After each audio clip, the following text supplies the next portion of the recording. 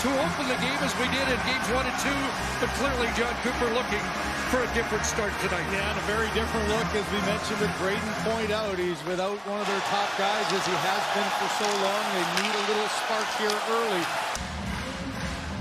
So JT Compher on this offensive zone face-off against Paul, and wins it back to the line for Makar. He shot, he directs it. Oh, it didn't go in. Chance there in front for Compher with an open net. Where you give up 7, he's been razor sharp at home. This one deflects twice. He gets not only the first save off of the Hedman deflection, gets it with his toe. Watch the reaction as Compher tries to slide that one back as Vasilevskiy moves so quickly laterally. Just a little push off there. Well, you know, that angle, it does look like there's a little bit of white, but the one from the higher up was a little bit difficult to tell. Upon further video review, it was determined the play was offside. Now McKinnon just tapped it past Makar, and they have to recalibrate out at center. McKinnon way back into his own zone to wind it up.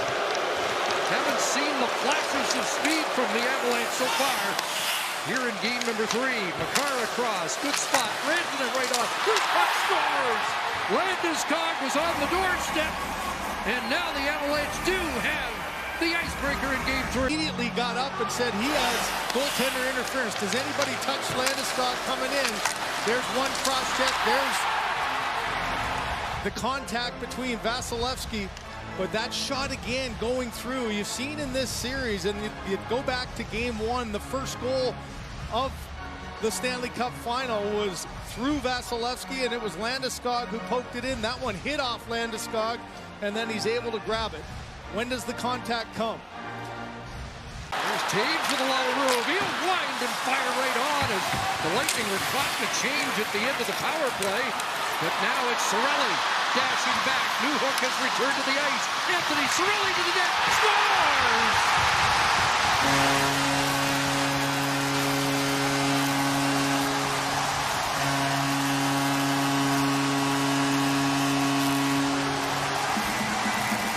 To get the Lightning even. And you know, you drive to the net, good things happen. Watch this play for Cirelli. He gets the play back from his skate to his stick, and he tries to pull it and actually misses it.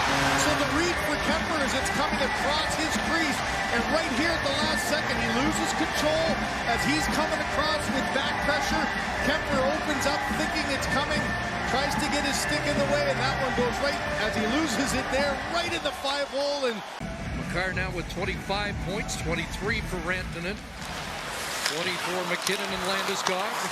Taves fan on that pass. Intercepted by Palet along with Kucherov. They'll crisscross as they did in game number 1. Stamkos, Palet scores! Beauty off the rush, and the Lightning have its first lead of the series. You got your 2 best defensemen with a pretty easy pass. Win the draw, looking to give it to your partner. An errant pass, backs off. Cale Makar, you give up the blue line easily, a little bit of a crisscross, and getting lost on the outside. There's a read by Rantanen. He got puck watching as Palet drops it. His responsibility is to stay with Palet. Instead, 3 guys go at 2 out. In the Avalanche zone, it comes back out to center. Ruda fires it back in. Josh Manson reversed it to give it to Colton. In front, scores! And it is Nick Paul! 3-1 Lightning.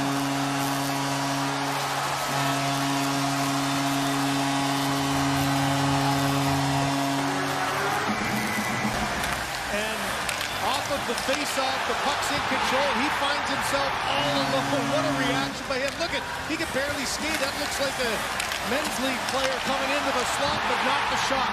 What a quick release. How about the play before by McDonough with his stick, stopping that cross-crease pass. 2 great defensive plays by number 27.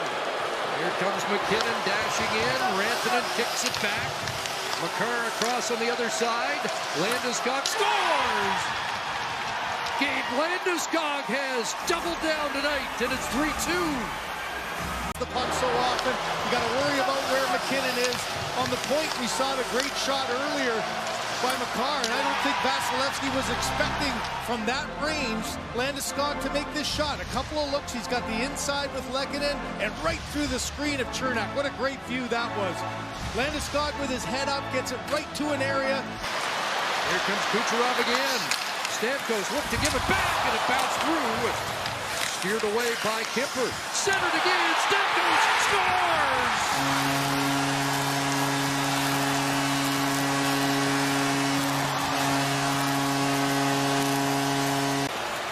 Back to the line. Cernak tried to drop it back, and it comes out. Here's Manson over the box, intercepting a pass and sending it down into the Lightning zone. You know, Vasilevskiy didn't give the tap because it wasn't a power play. He wasn't thinking. That almost was costly there, not knowing he's coming out. Here's Pat Maroon to the net, scores!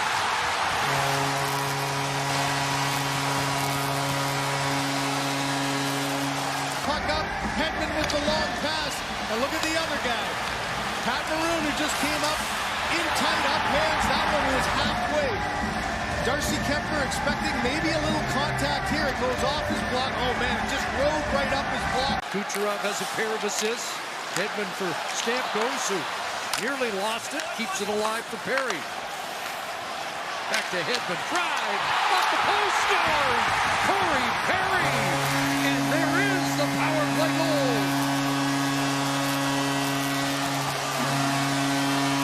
Keeping the play alive down here. You see Stamkos gets it down, no panic. He gets pressured by two Avs, gets it back out to the top. What a deflection by Palet. Palet thinks for a second that he scored it, but it went off the pad, off the post, and then on the doorstep, a tap in for Perry. You know, the veteran player just knows how to get lost in the corner, get to the front of the net, good things happen. Cogliano works it back, took a hit from Maroon, and they'll have words. Definite size mismatch, but Cogliano's not going to back down. No, the last scrum, you remember, Cogliano was the one that got pulled out of it. Here he absorbed the hit, and he'd had enough for the 6-2 game. Now you got Logan O'Connor, and Ross Colton have dropped the gloves.